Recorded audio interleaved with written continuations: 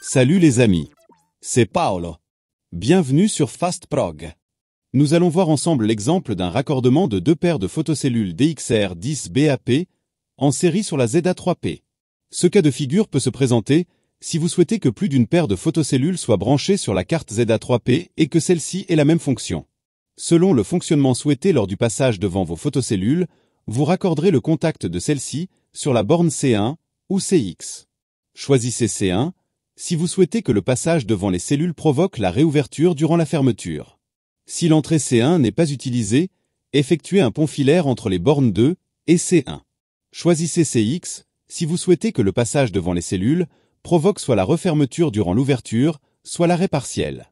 La position du micro-interrupteur, DIP 8, permet d'activer ou de désactiver l'entrée CX, et la position du DIP 2, de la barrette de 2 DIP, permet le choix de la fonction de cette entrée CX.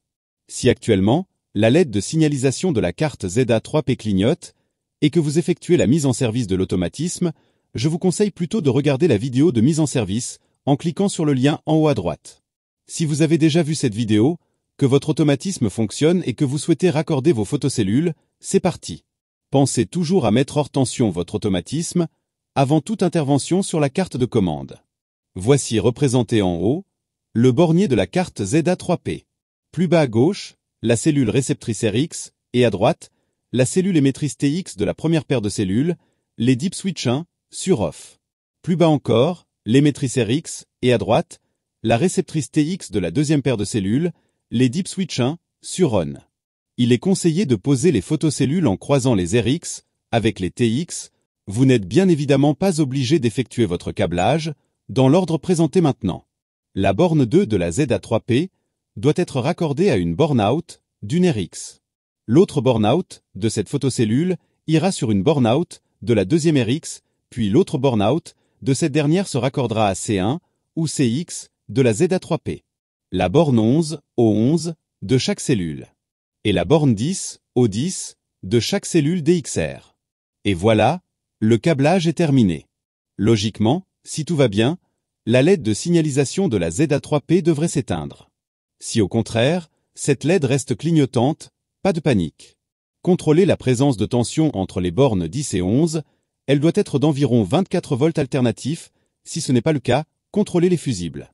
Assurez-vous que rien ni personne ne se trouve entre les photocellules, que l'alignement des photocellules entre elles soit bon, et que la pile dans les cellules TX ne soit pas défectueuse et bien positionnée.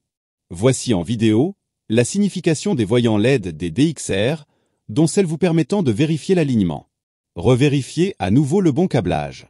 En dernier recours, si après tous ces contrôles, le défaut persiste, alors le test le plus efficace consistera à débrancher les photocellules, les décrocher des piliers, de les apporter à proximité de la ZA3P, de les espacer de 1 mètre l'une de l'autre, et de les raccorder avec des fils apparents uniquement.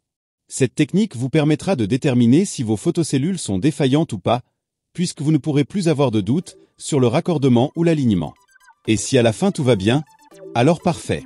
Si cette vidéo vous a permis d'être plus rapide et efficace, continuons à travailler ensemble. N'oubliez pas le pouce ou le petit commentaire, et n'hésitez pas à vous abonner, afin de découvrir le monde facile de FastProg. De nouvelles vidéos sont fréquemment ajoutées à la chaîne. Pour la programmation de vos télécommandes, d'autres dispositifs de sécurité, ou l'accès direct à la chaîne, cliquez sur le lien qui vous intéresse. Arrivederci, alla prossima!